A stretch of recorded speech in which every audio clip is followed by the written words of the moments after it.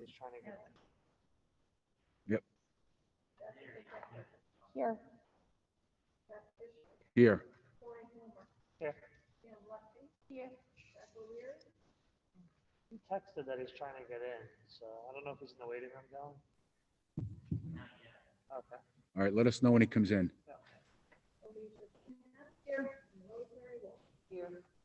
Guys, I didn't hear, there was no volume for a minute there. Jesse, would you like to read the mission statement, please? Could you let Julie know that I'm in attendance, please? I could Delaware not. Valley School District, in partnership with our community, stands committed to maximizing student potential, fostering lifelong learning, and promoting responsible citizenship.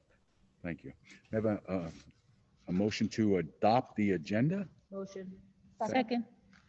All in favor? Aye. Motion passes. Items for approval. May I have a motion for the approval of the tax collector's compensation for 22-23, 23-24, 24-25, and 25-26 per the attachment? Motion. Discussion.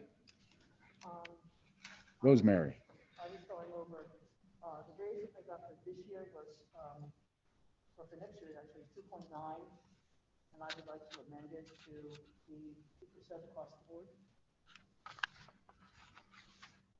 Rosemary, you should be unmute. Are you muted? Brian, could you hear that? No. Barely. Can you guys hear me at all? Can you guys hear me? Now we Yes. can, yes. All right, great. Did Julie get on the record that I am in attendance? Yes. All right, terrific. Great. Thank you.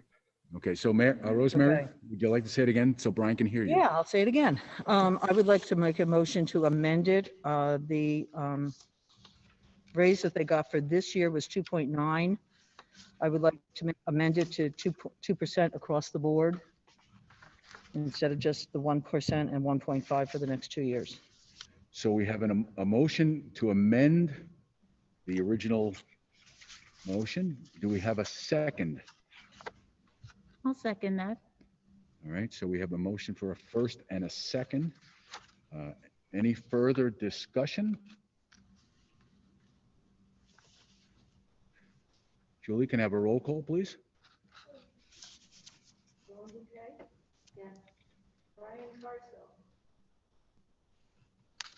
He's muted. You're muted, Brian. Yes, yes, No. No. Yes. Yes. He's not here. Jack did not check in yet. No. Yes.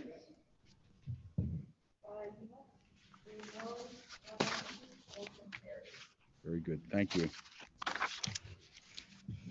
Okay, on to committee reports. Strategic plan and policy. There's nothing at this moment to discuss. If the board has anything they'd like to discuss regarding strategic plan and policy. If not, we'll move on to Finance and Facilities Committee. That is Jack's bailiwick, and he had sent us an email regarding, did he get all the documents he was supposed to get, Bill or John? You got them, yeah. You got everything? Yeah. I also just wanted to add a point of clarification for the public. The reason we needed to make tonight's work session a voting meeting is there's a state law that says we have to adopt tax collector salaries for the next 4 years by February 15th. So we couldn't wait till next week. And so that's the only reason why this is a voting meeting, is so that we could take that action for the tax collectors, just as a point of reference. Thank you, John. Finance and facilities, I'll do a couple things and then we'll see if Jack wants to chime in. Marvin spoke with PennDOT regarding 84, and the fence between 84 and 209 will be fixed in the spring. And they are researching what they call the guard wire, which is the post and cable system that's up on the mountain going towards Milford, and it's also on the bend going towards New York. They're going to explore the possibility of extending that for us, even though they traditionally don't do it in a straightaway. They usually do it on turns and things of that nature. They said they would research it. They didn't promise they'd do it, but they're going to look into it. So at least those things are good. In terms of summer CapEx, there's not a lot on the list this summer. There'll only be 2 prime contractors. There'll be one for mechanical and one for site. The bids are out to the public for the firms to get their hands on them and work on their bids. There'll be a site walkthrough.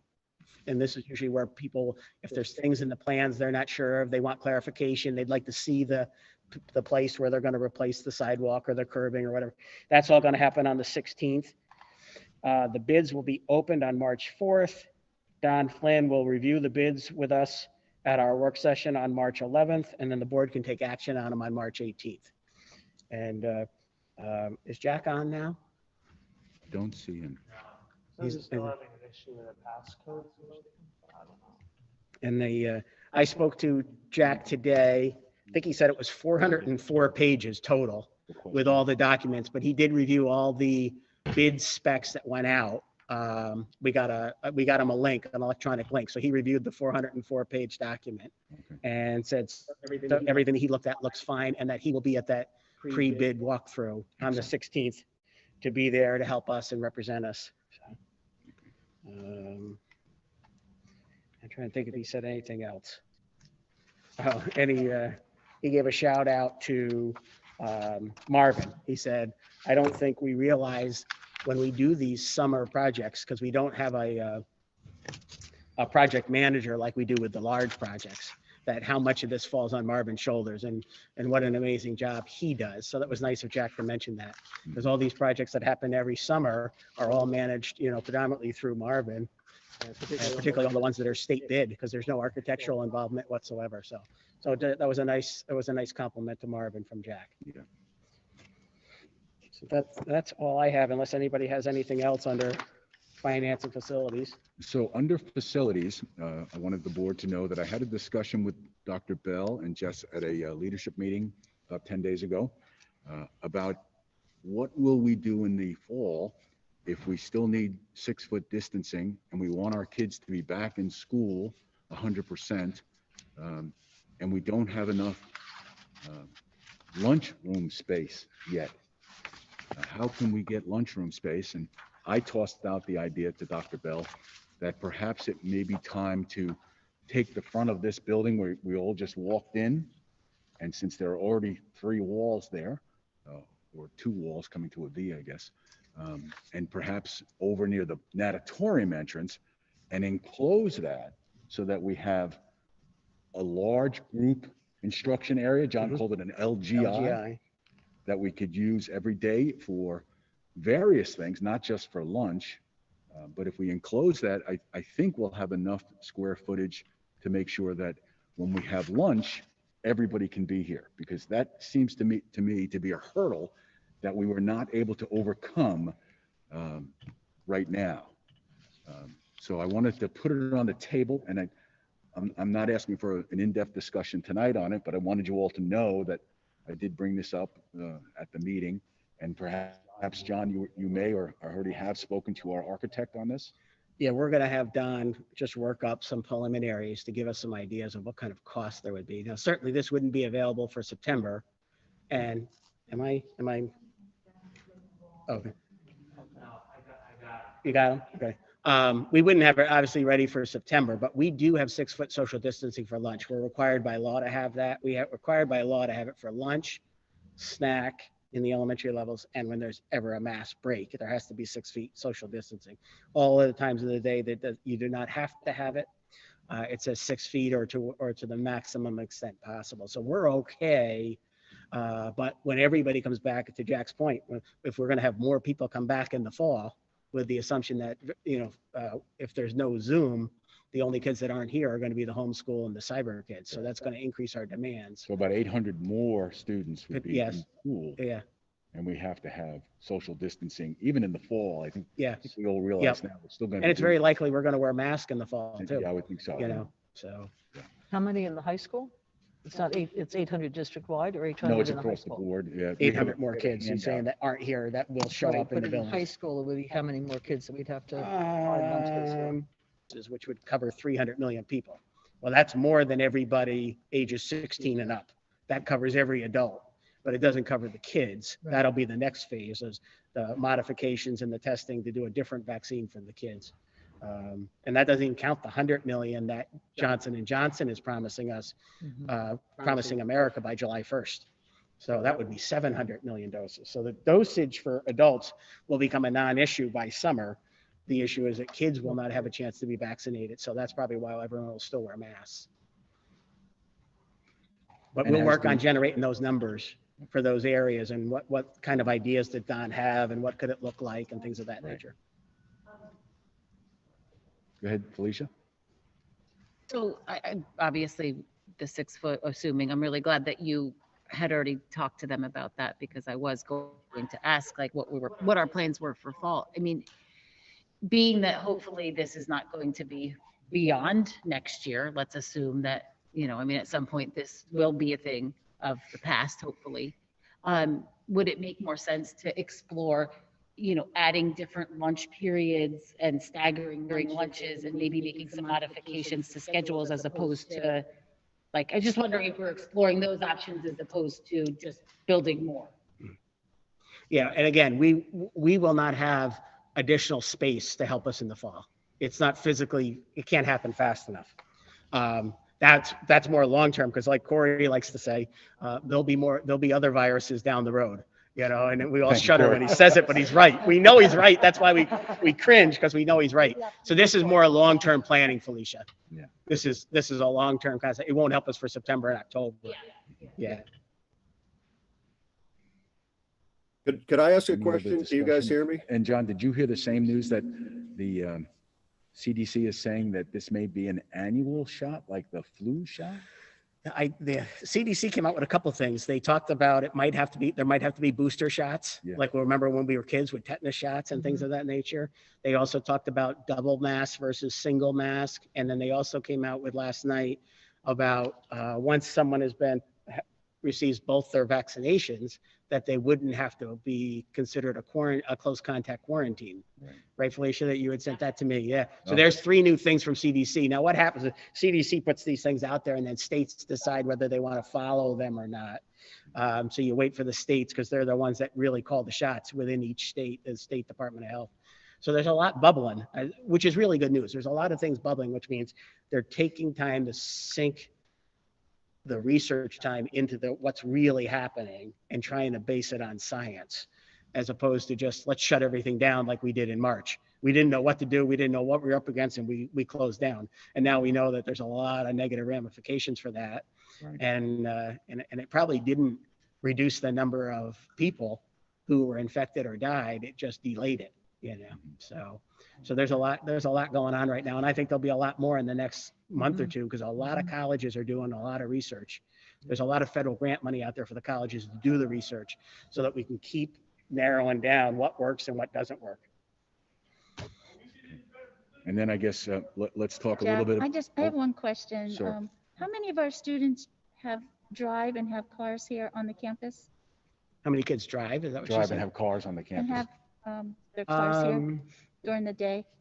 I would, it's obviously less than it normally is. Like when you drive by on 209, you can see this little lot right here on the side is full, but the long lot, we call the overflow lot, is not even half full. Normally by spring, that's probably 80% full in a normal time, because each month more kids get their license. So more and more cars come. But I would say we're probably, I would guess just a couple hundred. There's probably a couple hundred drivers, maybe 300, somewhere in that ballpark on a normal year, maybe pushing 400 by spring, Okay. which helps with the buses. That reduces the load on the buses and people dropping kids off also, so that we don't have 3 people in a seat on a bus. Jack, could I ask a question? Can you hear me? Yes. Yes, go ahead, Brian. Yeah, thank you. John, just to go back to the PennDOT issue that you mentioned earlier, that's something that I would like to contact our local representatives, Lisa Baker in the Senate, Mike Pfeiffer and others. Could you, at your convenience, just prepare some language as to what it is we're asking for? Because you were able to describe it earlier. And I think any of us who want to reach out to our elected state representatives it would benefit us to all be speaking the exact same language as to what we are requesting, because I'd love to contact them on that and to try to push that along with PennDOT as a issue. Thanks. Sure, I'll include that in the weekend review so that you'll have it at your fingertips. Because you all interact with them at different times too, at different events, and it'd be nice to have that at your fingertips. Sure. Any other comments? Welcome, Mr. O'Leary. I'm sorry you were locked out for a while there. Glad to have you with us. We're going to move, well, before we move on to academic committee, Bill, is there any update on finances and how we're doing in our collection rate? We received some Excel spreadsheets today. Maybe you want to go over those for a minute? Sure. And the current year's real estate tax collection, as I thought that they would, in your packets for next week's meeting, you'll see that the collection rate ended up being at 93.11%, up from 92.79 the year before. So that is good news. I mean, I give our taxpayers, our tax collectors credit for bringing that number home. And our transfer tax has been good, very good. We didn't get this January's yet. The mail has been slow, but we did reach our budget already at the end of December. So, but like we've talked, all of that is there to try and offset the increased cost in the primarily the cyber schools. Our cyber and outside cybers. So that is that's the update on the collection of the real estate taxes. We're happy to see that. Any questions for Bill on finance? If not, we'll move on to the academic committee, and I'm going to go right to Peg on that. So perhaps you can bring us up to speed on these documents.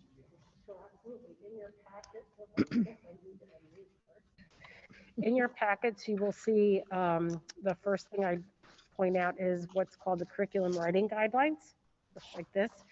And basically, when we go through the curriculum with teachers that are revising the curriculum, this is kind of the format that we follow.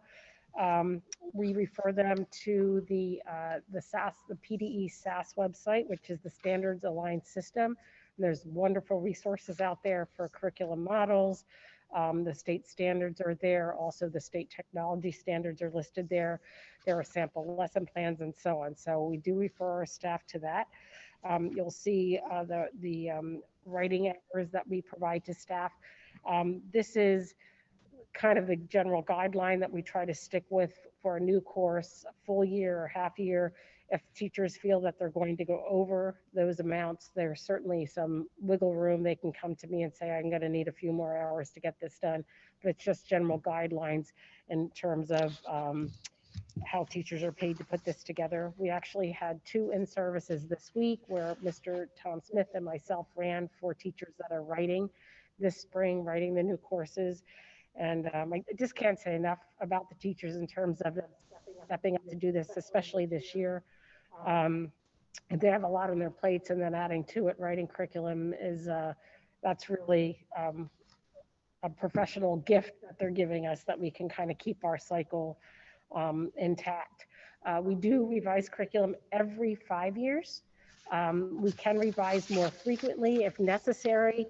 For example, I had a teacher that there was a new curriculum last year, and as they're working through the curriculum this year, they'd like to add additional activities or resources to the curriculum. So we certainly do add those when necessary. So I said, absolutely, if you find new things, it's kind of a breathing document. So you put it in place proactively to see this is what we would like to do. And then as it becomes a working document, you say, oh, these are things, tweaks we'd like to make, or additions or deletions. So that's kind of how generally it works. So if you go to kind of the 3rd page in the packet, it has links to the standards, the state academic standards, the state technology standards, and then the curriculum, the overall curriculum framework from the state. And how it starts is with big overarching ideas that the teachers use. And I'll use an example for a big idea would be effective readers use appropriate strategies to construct meaning. Very big and broad. objective for the kids. And then you continue to narrow that down. So being an effective reader is the same thing for the same overarching goal for kindergartners as it is for 12th graders, for seniors. But how the nuances of what that looks like certainly becomes much more of a critical thinking and analysis as students go up through their grade level. So a kindergartner or a preschool is going to be learning how to hold a book properly, and then a second grader, well, who's the author, and the primary parts of the book, you know, the person, place, or thing, the setting. So they're starting to learn about plot and characterization and those kinds of things. And obviously it becomes much more advanced. But the overarching idea about learning to be an effective reader carries through on every grade level. So it starts with the big ideas. It goes down to the essential questions. What is it that we're trying to get students to know and be able to do? And then it works through the actual activities, the materials and resources that are contained within the curriculum, and so on. Again, the activities are suggested activities that we're asking the students to do, but teachers certainly have their own professional way that they want to get that meaning across to the students, their own activities. So we do try to be specific in terms of providing suggested activities. If you're a first year teacher or the first time you're teaching a course, we'd like to give solid examples of how to go about teaching that particular content. But again, the teacher isn't bound by that. As long as they're delivering the material and instructing appropriately, they can use their own creativity to do that. And then the assessment piece is a big part of it. We want to make sure that we have diagnostic assessments. What is it when the kids come into our classroom? What is it that they already know about this particular topic? And then throughout our instruction, we're doing formative assessment, whether that's quizzes, checking in with the students, just general reciprocal questioning within the classroom, just to kind of get a temperature check as to what they're learning along the way. And then certainly we have summative tests. And summative tests could be a chapter test, a unit test. It could be a formal writing assessment. And it could also be the PSSAs or the Keystone exams, because that kind of gives us a broad range of what the students know and are able to do by any kind of benchmark time in the course. So that's kind of a broad overview. We certainly use web steps of knowledge to try to get not just basic knowledge and skills, but also get more into some more of those analytical things. We don't just want general recall. We want kids to be digging deeper, and certainly as they become more cognitively mature, kind of that Piaget, you know, you start off with the basics and then you kind of build your understanding. We want them to be able to do that through web steps of knowledge, which is a great way to. So when we write our lesson objectives, those are things that I try to talk to the teachers about, including those adverbs when you're writing your actual course objectives, because that'll help direct your instruction. I know I'm kind of jumping around a bit, but that kind of gives you a general overview. This year, the second sheet that I gave you in a separate packet, this lists all the revisions for this year, and there are 86 courses that are on for revision this year, including the new ELA for K through 6. So that's a lot. And it's a lot that the teachers are taking on. And again, I can't just express my thanks to them for taking this on, especially during this year. So. Do teams of teachers work on rewriting the curriculum, or is it on their own time, or is it during school time? It's outside of school time typically. However, when we have major revisions like ELA or math on the elementary level, we do try to give professional time to bring people together to write. I'm hoping that we can do that later in the spring if COVID permits. It depends on the department and also on how the courses are taught. Generally, if a course is taught by multiple different teachers, they will devise a committee to write together so that they build a consensus. Oftentimes, if a course is a singleton or there's somebody that's more experienced in the course, they will take on the leadership role of writing it. There is a reading process. The writer writes the curriculum, and then it goes to the department chair. The department chair reviews it and makes sure that it's appropriate for content. Then it goes on to a building level administrator who is the second reader, and they make sure it kind of checks all the boxes in terms of content, where we're going with our course and so on, that it's broad enough that more than one teacher can teach it and so on. And then it comes to me and I read all of them at the end. So That's kind of the process. So I'm pretty busy reading in the summer. They're all due in July if somebody needs a little bit of extra time into June, but I do try to get them done before the end of the school year so that the department chairs who would like to take a little bit of a break in the summertime aren't having to sit and read curriculum over the summer. And then they all come to you generally in August for approval. So that's the general process. I have one more question. I have one more question if nobody else has one. You have on here new courses. Do we have any new courses or are these all revised? These are all revised. Thank you. Another question is on curriculum. How did it work out with our first selection? Day? I'll ask it on the different topic. Yeah, I think it went really well, you know, all things considered, and there are certainly little glitches here and there, but the reports from the buildings, I'd kind of defer to Kayla and the teaching staff, but the administrators all had good reports about how the day went, so. And we get a total of 5 of these? Yes. And we use 1. Yes. And there's snow coming next week. Big snow. Yeah. Tuesday. I heard that a few of the elementary teachers really appreciated seeing their children's whole faces. Yeah. That was Because really the kids were neat- home, they didn't have to wear a mask and they could actually see their whole child. That was the neatest comment, is that kids didn't know what their teacher actually looked like. Teachers got a chance for the first time to see their kids. And then I also spoke to some girls who are new to the district, and they've made friends and they really like it here. But they had no clue what any of their friends really looked like because they'd never seen their friends with their mask on. And it's just, you just wouldn't think of it. But these cute little kids in first grade saying that, it's like, oh my gosh, that's right. If they never went to school here before, they don't know what the kids are. The things you take for granted. Right. Yeah. Are there any areas, Peg, where you see the need for a big overhaul? I'm sorry, I missed the last part, Pam. Any areas in curricula that you feel need a major change or? I more really attention? don't. I think we're moving in the right direction. I think Dr. Vivas had a great handle on the curriculum in the past and the revision cycle and so on.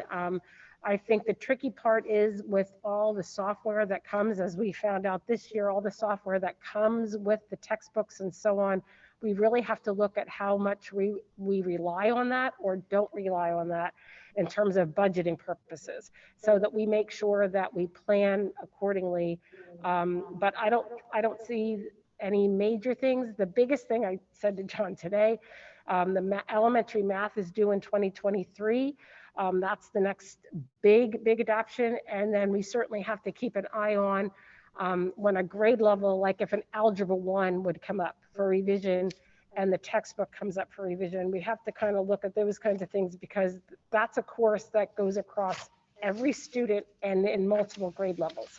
So we just have to be really cognizant when we have big courses like that require revision or a new textbook, that we really kind of keep that on our forefront, on our radar for multiple reasons. Now, one of the things about textbooks, you know how expensive they can be. And the dream of having all electronic textbooks still has never materialized in the publishing world, probably for financial reasons, you know, more than any other. But I was talking earlier today, in the stimulus that was approved by the Congress and signed by President Trump in December, the total stimulus was $900 billion. And of that $900 billion, $54.3 billion went to public K-12, $54 billion. And that is 2.3 million for us. So that's a wonderful, wonderful news. This whole year we've been talking about a deficit. Now, in all likelihood, unless something happens really strange, instead of having a deficit year, we're going to have a surplus year, which we never saw that coming. Now, the next bill, the recovery plan. Now, remember, in December, it was $900 billion. Under President Biden, this new plan is $1.9 trillion. In the old plan, there was $54 billion for public ed. We got 2.3. In this new plan, if it gets pushed through as is, it won't be $54 billion for public ed. It'll be $130 billion. So theoretically, we could get double or almost triple what we got the first time. So we could drastically change our revenue picture overnight. You know, who knows how this will all flesh out and what tweaks are going to be made, and what do they say? You don't know what's in it till after they approve it, right? Wasn't that the line the one time? You know, so you never know where that's going to go. But there's a tremendous amount of money out there that we didn't see coming 6 months ago. So it's really changed our revenue stream, which will help with future budgets, because this money that we're talking about now will not have to be paid or spent until 2023. So textbooks for the next couple of years, Chromebooks, other technology that we only replace on a multi-year cycle. There are things we could spend with that money so that we can shrink the increase in our budgets from year to year from a tax standpoint. You know, if we can buy those things with federal funds and not let them creep into the budgets, it can really, academically, it can help us. So when we have K-5 math having to be replaced for a boatload of money, the way we're going to use this money from December to pay for the K-5 reading. So there is some silver linings in our revenue streams that we didn't see a couple months ago to help us. Now, I just how want America pays for them is another story. You know, that's another story. I also just want to say, though, that, you know, years ago when there were the ERA funds, there were many school districts that used ERA funds to pay for salaries and continued budget line items. So, and I'm not saying that, we're not obviously not going to look a gift to horse in the mouth, and we welcome these funds, especially as far as our increased cyber costs, but we want to make sure that we're using these funds for one-time expenditures, because they will not go towards salaries, benefits, those kinds of things, because otherwise, when the money runs out in 2023, then, we have a huge hole in our budget. So while it's great to have this money, like you said, we are going to use them in a responsible way so that we make sure that we're using them for one-time purchases or things that, will not be recurring costs in our budget. And we've gotten some discrepancies or differing opinions that we're going to try to iron out about whether any of this money can be used for outside cybers or not. What we're hearing is you can definitely use it for your cyber costs that are well above budget, but we've got differing opinions. Sorry, I'm muted. We have differing opinions. We're waiting to hear more from the state about using it for outside cyber, because this year outside cyber costs went from, normally they were here, they went like this. Now we don't expect them next year to go all the way back the way they were before, but we do expect them to drop dramatically as we get a better handle on the pandemic. So this is a year where if you have excessive costs because of the pandemic, and you're allowed to apply that money towards that because it's a one-year blip on the radar, you pay it and you're done with it. And then next year we have a budget that looks more like this. Here to here as opposed to here, so, but you're right, you can't do that. If cyber costs were going to stay there, you can't count on it for only a couple of years. Right. Well, the sad part is there are many school districts who need that money for their students. We've maintained our facilities so well for so long. This money could go to our in-school students, but it would just break my heart to see that money going out for cyber expenses, and we're not getting everything that, we perceive that we need for our students. And we're That's also a tough decision. And we're also fortunate that a lot of school districts will use that money on HVAC systems because they have very old buildings, the old traditional 3-4 story brick building in a city that might have been built 100 years ago. And we're fortunate that our HVAC system, we've been spending the money all along on those things and upgrading those and increasing the filter MERV ratings and replacing belts and hoses and all that stuff with the preventative maintenance plan that Marvin and Chris put in like 10 years ago, I think it was. So we're lucky that we have the option, because a lot of people are going to have to spend it on stuff people will never see. It'll be the blood and guts behind the scenes things for HVAC and things of that nature, because they're just not in a good place. And some of those areas where we've always had to scrape up money to cover mental health, staff and more guidance counselors and social workers and so forth, even if it is a one-time expense for a year, we're going to need it. These kids are coming back with some major issues if they return. So it's also an opportunity to put into a very needed area also. So I realize someone does have to pay for cyber school. I get it. But I think citizens need to understand what it is costing them. And when we just pay it off and they're not aware of that cost, that's not good either. unfettered use of public funds. That's what it is. Mm-hmm. Right. I just had one question, curriculum-wise. All of these classes have a publisher-sponsored textbook. Most, yeah. So, and you know where I'm going. I mean, we brought up OER before. Is that any push on the state level or national level yet at the K through 12 level? Nothing? Nothing. No, and you know, because it's so prevalent in the college. You know, my brother's a professor, and he's all the time they're working on open educational resources that they share across the whole SUNY system. Mm-hmm. They write a biology lab manual, and they use it on all 64 campuses of SUNY. You know, they pay a grant from SUNY to develop it, and it's free to all the SUNY schools. And there's just nothing like that. And I don't know if it's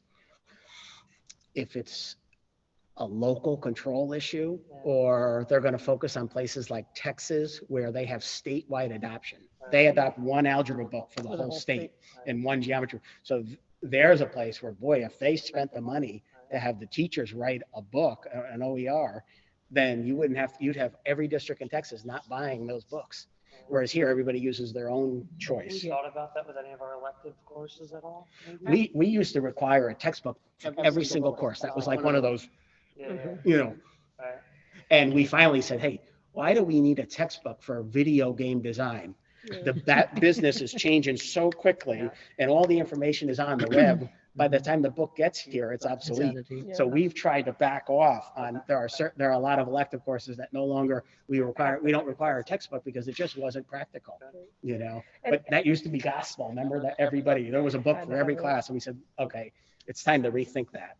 But even like if we use some of the funds to even provide stipends for some of our faculty to create these, it's going to save us money down the road. Down the road. That's a great point. Yeah. So just a thought. That's a great point. We could do our own. Yeah. We're going to move on to, Can I say something in there, Sure. Jack? Go ahead, Jack. All right, like 2 years ago, myself and Corey brought up the idea of a facilities tax. So Jack wasn't on the board at the time, and I wish he was for his input on it. But I guess at some time we can have the philosophical conversation of this one-time money thing. With facilities, when we change your roof, that's a one-time thing that doesn't happen for another 30 years. But we change HVAC units, we do upgrades. Every year, we have a continual facilities cost, but we pay for those costs through one-time monies. Whatever money is left out of the budget, we usually historically have moved to capital reserve, and they're paid for by a continual one-time money fund. So I'm not so sure that we've thought this through the whole way as to how we apply one-time monies. And I had a conversation with John during the week about this. Extraordinary times call for extraordinary measures. And we always talk about thinking outside the box. So I think that's a philosophical argument we can have later. Because every year we do facilities. It's a continual thing. But we pay for them by a continual flow of one-time monies. So I think there's room for discussion in here, a philosophical thing that we can all grow from. And I think there's a better way. And I think we certainly have enough smart people on this board, all of us, that could add to that conversation. When I hear things about facilities, how we've always upgraded them, the one thing we don't have in facilities is we don't have Marvin coming in very much. Marvin's not the type of guy that comes in and tells you what he saves. Just by going through the bids on the summer projects we're doing, you take one item, it's a small little valve. List price on that valve is $520, which is what a contractor would pay you. Well, Marvin goes out and buys these valves so that when the bid goes out, the contractor is just doing the labor. Marvin is buying those valves for, say, $260 a piece. Okay, there's 15 valves. That saved you $4,000. What can you buy with $4,000? Well, that'll pay for maybe 2 football coaches, maybe it'll pay for a bunch of Chromebooks. If they're $200 a piece that they were on sale for a while back, that'll buy you 20 Chromebooks. And that's the smallest little detail in the upcoming bid projects. So Marvin just saved you 40 grand there. I mean, later, whenever you want, I'll talk to you about the cooling tower we're doing up in Dingman's this summer. But that cooling tower was installed in 1991 and it was refurbished 8 years ago. And now it's definitely at the end of its life cycle and we're replacing that. But almost the exact same cooling tower I've replaced in St. Luke's Hospital in Newburgh 3 times since the year 2003. And it's those little savings that I don't think we as a board, because Marvin's not a showboat guy. He doesn't tell us what he saves. But we save a fortune every single year. Now, we have a unit right now on top of the pool. It's not in great shape. It's a $300,000 unit. But Marvin's going to go rebuild that for $40,000. That just saved us $260,000. And that unit will get us for another 10 years. So it's very similar to like if you bring your vehicle to an auto mechanic and the auto mechanic says $15,000 to replace the engine or $200 to replace the spark plugs and you get a good another 10 years out of it. You'd be crazy not to, but I don't think we know. We always say how great we do with facilities, and we do, but I'm not sure everybody knows what money we're saving in facilities every year by doing things like this. And that our facilities staff is always looking to get optimal efficiency out of our machinery, out of our equipment, and the savings that are involved with that. So I just think that's an important thing to bring up here when we're throwing around all these costs and monies saved.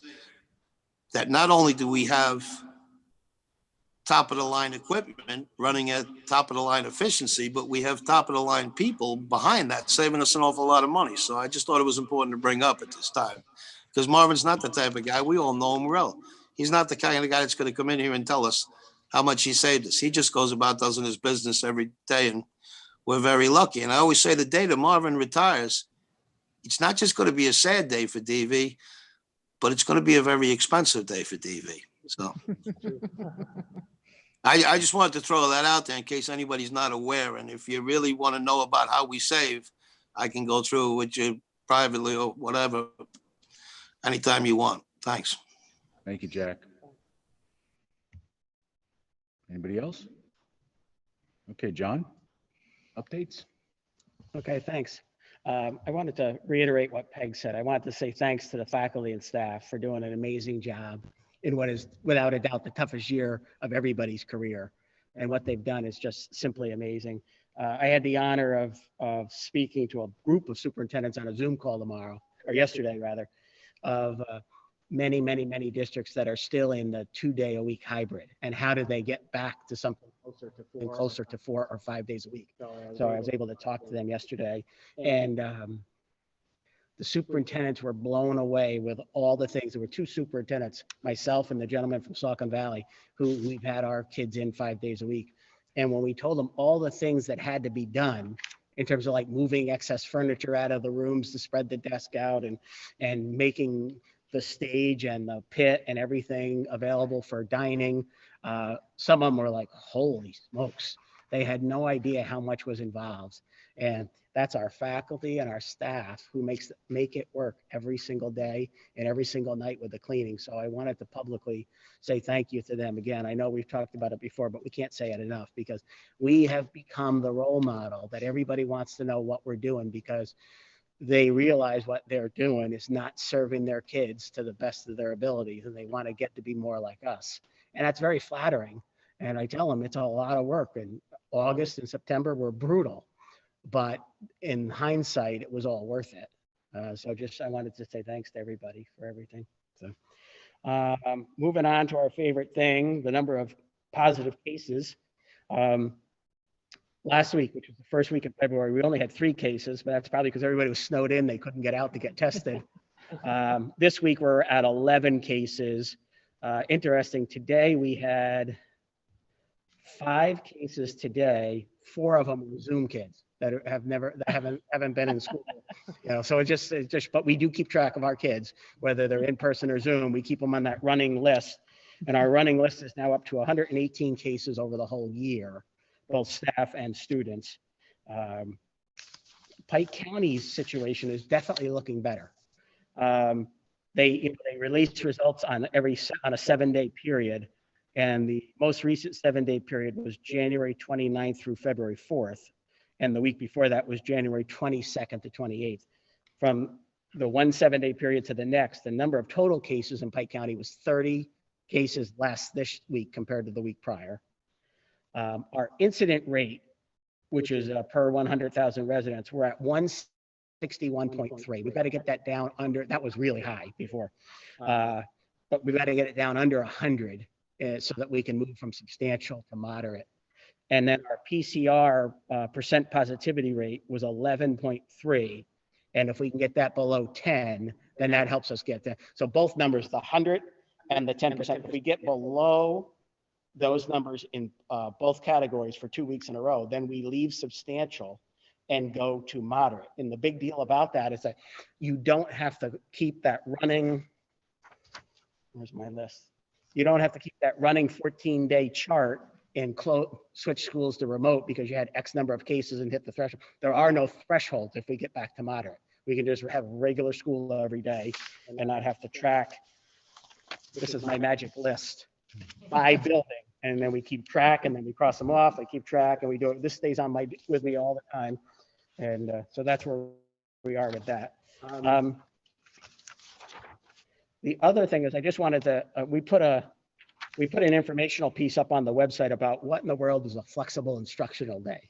Because that was a relatively new concept. Prior to this week, we had 4 of our 7 schools do a remote day because they hit case count thresholds, but never just because it was an FID, a flexible instructional day. So we put that up for the parents so they can read about that. And I just want to make a couple quick points. We made a conscious decision at the beginning of the year to just have regular traditional snow days until further notice because we wanted to try to have some kind of normalcy for our kids. And it's something really fun for a kid. I mean, in the old days, we listened to the radio. Now they get the automated call, so they're spoiled that they get the call. They don't even have to get up and turn the radio on. But it is a really fun thing. It's a cool thing if you're a kid to find out you have a snow day, right? So we did that for as long as we could, and we did it for 6 snow days. We were doing great.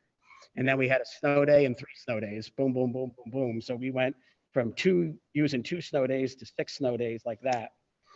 And the other question people have been asking me is, why didn't we just burn all 8 snow days first before we started using the flexible instructional days? And the reason being is that our elementary kids do not take their Chromebooks home every day. We did it for a variety of reasons.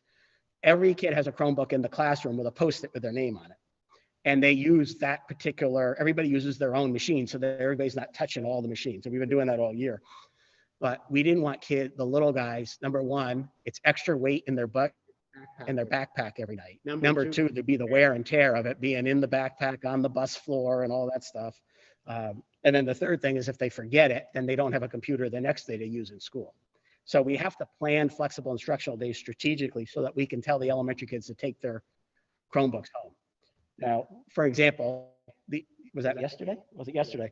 Yesterday we did one because we could see the storm coming and it was a light snow. It wasn't a blizzard where everybody's going to lose power for 8 days and all those things that happen to us when we have those big winter storms. So that was a perfect day to say, let's do a flexible instructional day. We were ready to do one last week too, and then we didn't even have to have a 2-hour delay. And of course, that's open for interpretation. It always is. It's always easy. I'm always amazed how many people have an opinion at 8:30, but nobody wants to talk to me at 4:30, when I have to make the call, but that's okay. That comes with the territory.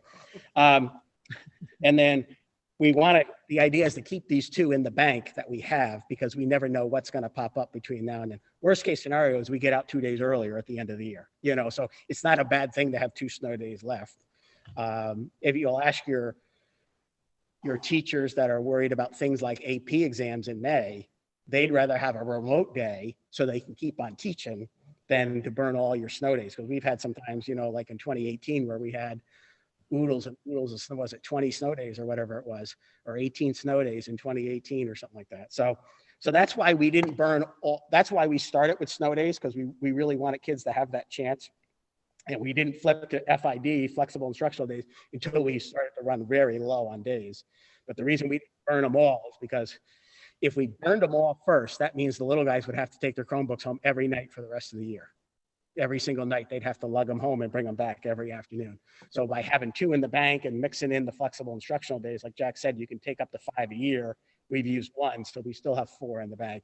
It gives us flexibility. And that I just said that I wanted everybody that's listening to kind of have an idea. This is a relatively new phenomenon, so I wanted to explain it a little bit. And I what have one question. So if there was, weather forecast next week, which is calling for snow again. So let's say we did a flexible instruction day on Tuesday, but you did lose power. How is that? So if a student does not get on during their flexible instruction day, do they have the opportunity to do other work to make up for that? Is it an absence? How does that, just so parents understand what the. In that document that we put on the website, we said that, listen, there'll always be an instance where someone has tech issues or they have internet issues. And what we said is just work that out with your teacher. You know, like you're an elementary kid, you're in 3rd grade and you couldn't get on. Don't freak out. Don't panic. Don't cry. When you go to school tomorrow, your mom can write a note to the teacher and then the 3rd grade teacher can work it out to help the little guy. You know, it's nothing that we don't want kids to freak out about.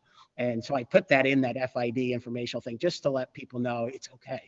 The goal is to try to find, if we were thinking about a flexible instructional day and then we had a wet, heavy snow and we were worried about power, then we would just make it a snow day and just cancel it. We'd call in the morning and say it's our traditional snow day because we know what'll happen. You'll be a whole community, a couple hundred kids. And now teachers are going to pull their hair out the next day trying to do makeup work for hundreds of kids. So that's where it's great to have the snow day in the back pocket. If we tell everybody tomorrow, if we tell everybody, we haven't talked about it yet. We got to track the weather yet. But we might tell everybody to take their Chromebooks home tomorrow, you know, just in case. And then we could wait. That would buy us the whole weekend to see what the storm's shaping up to be. It might be too much and we don't want to have a FID, or it might be a little lighter than we thought, so we can do an FID, or the storm may pass and they just bring their Chromebooks back on Tuesday. So in all likelihood, K5 is probably going to take their Chromebooks home tomorrow just as a precaution. And we're going to dance this dance until we get to the warmer weather, you know, a little bit. So, but this getting up at 4 o'clock every day is, with the snowing every day, it seems like it's crazy. You know, we haven't had a year like this in a long time where it's just perpetual, you know, so. John? Thanks. John? Jack O'Leary, you want to talk there? Go ahead. You're up. Yeah, John, the argument for holding back the snow days that I agree with, I think that's the main point of your argument is we've got the 2 snow days in reserve, which I like to see because of what Jessica said and what you reiterated is there's going to be days like maybe Tuesday and Wednesday. It's looking like we're going to have more of a bit of an ice thing like they just had down south and in the mid-Atlantic states. And those are going to be days where everybody's going to lose internet service or electric or a large portion of us. So it's better to have a few in reserve and use up the flexible days when we can. And hold those in at least 2 days in reserve for the days when flexible instruction is just not going to work for the majority of the district because the majority of the district up here is going to lose power or a large section of them. So I would really be in favor of you keep using those flexible days up and holding as many snow days in reserve as we have. We only have 2 left now. So I think that's a smart conservative move to make. And that would be my argument as to why we're holding them back, you know? Thanks. Thank you. Thanks, Jack. All right. Anybody else? Let's talk about the upcoming agenda for next week. Any questions on the February 18th agenda from the board? No? I had a couple of questions, Bill. Maybe you can answer those. The Capital Reserve Fund, is that the fund that's going to receive the proceeds from the bond? The best way to do that I've seen, and I think it might even be a legal way, whenever you get a bond issue, you open up a separate capital projects fund. So that will be called the 2021B because the A was the refinancing. B, the new monies will be a separate capital projects fund. And then I had this discussion with John and we felt that best that we will spend those for the capital funds first, because there is spend down provisions on those. So Say it we'll again, take I'm a sorry. pause. Say it again. We will use those funds to do the capital projects and take a pause and leave the capital reserve fund kind of sit. Okay, good. Does that make sense? Yes, You yeah, good? that's what I wanted to clarify. And then we had spoken about the internal service fund and possibly using more than the Robleski amount. But I would think now we can put that on the side and just continue what we've been doing for a number of years now. In the first draft of the budget, I'll use the 160 to start with, and then hopefully that'll work. Great. And then the last item was, I've lost, what is the sinking fund 52,000? Is that a bond somewhere? The reason, there's technical things with all of these bond issues, but if you recall, the second refinancing we did in 2020, it settled in August. That was a note. A bank note was the best. If you remember, Scott Shear from PFM said, I think I can work, this one bank is being very aggressive. So because it's a bank note versus a bond issue, they required us within the legal documents to set up a separate fund. So that fund is there to pay for the the second bond issue, the 2020A bond note that we have outstanding. Questions from the rest of the board? I hate to monopolize this, but can you give us an update on what the budget outline will be going forward? Here we are coming into the middle of February. And are we going to see some numbers next week, or are we waiting till March? The way the process will work, we bumped it up. The directors used to do all their presentation. We used to have a marathon night in April, and I don't know, was it 2 years ago or not sure when? We broke it up into March and April. So what'll happen is next week, you'll get copies of everything for the March work session budget presentations. And then at the regular meeting in March, you'll get all the budget stuff for the April. So you have like almost a month. It's probably about 3 weeks to review everything. Remember, you guys had asked to switch it and break it apart, and that gave you more time to look at stuff so that you could ask questions when the person came, as opposed to seeing it cold like we used to do. And then we put all the budget together. We used to put the entire budget together at the May work session. And about 2 or 3 years ago, we switched it. Instead of putting the full budget together at the May work session, we try to put as much of it together as possible for the April meeting, because then that gives us more time, more wiggle room on trying to get to that budget by the May voting meeting, sorry. So for next week, we'll have an outline of what's happening in March, what's happening in April, and when we have to give the first yes on the preliminary budget. Is that what it's now called, preliminary, or the potential? No, not preliminary. Is it proposed? The proposed final The proposed final is the May one. And that's at the May voting meeting. Right. That's when everybody votes on. And then outline next week. So we know when that is well in advance, so we're not surprised. And then we'll have a final in June. So that if we need to discuss it between the proposed final and the 30 days it's on public review, we will have a chance to. Yeah, and I'll give you, if you'd like, I'll put together a whole timeline. That's what I'm looking for. On a one-page cheat sheet that everybody can have in the front of their budget book, if that sounds good. And I'll give that out next week, okay? Okay.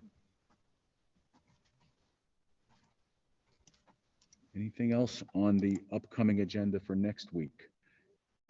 We all received it today. So if you have any questions on it during the week, shoot John an email, shoot Bill an email, and we'll just get to the public in a second.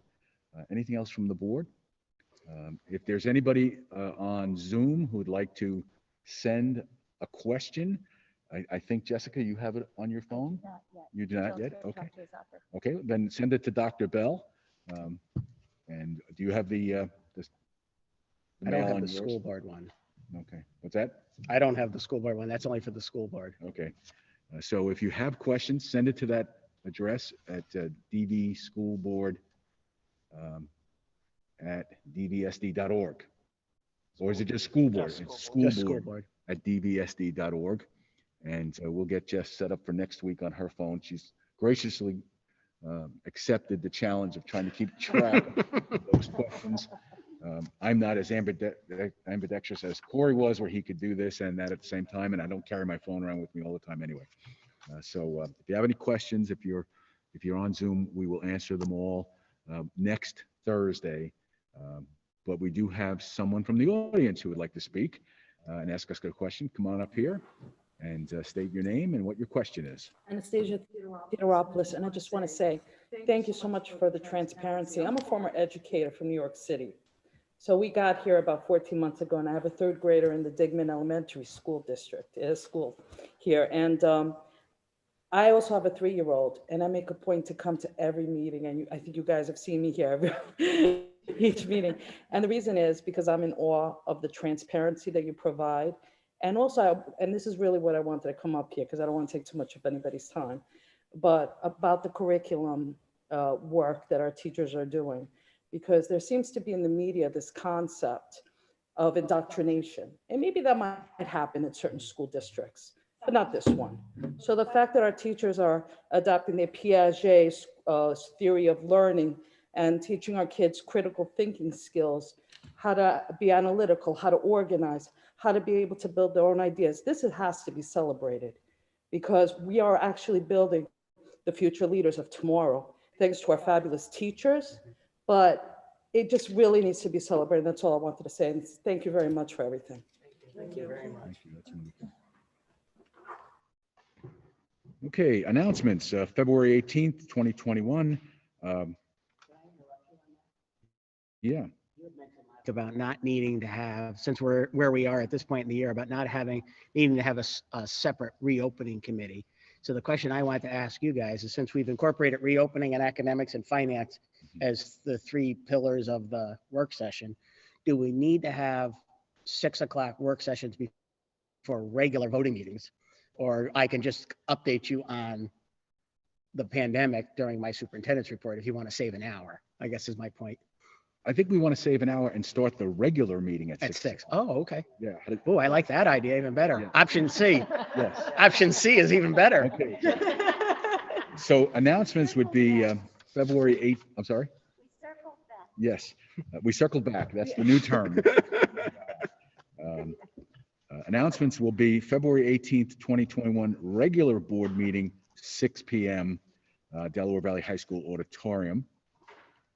And we will be adjourning into executive session to discuss negotiations and real estate, and we will not be back. May I have a motion to adjourn? Second. All in favor?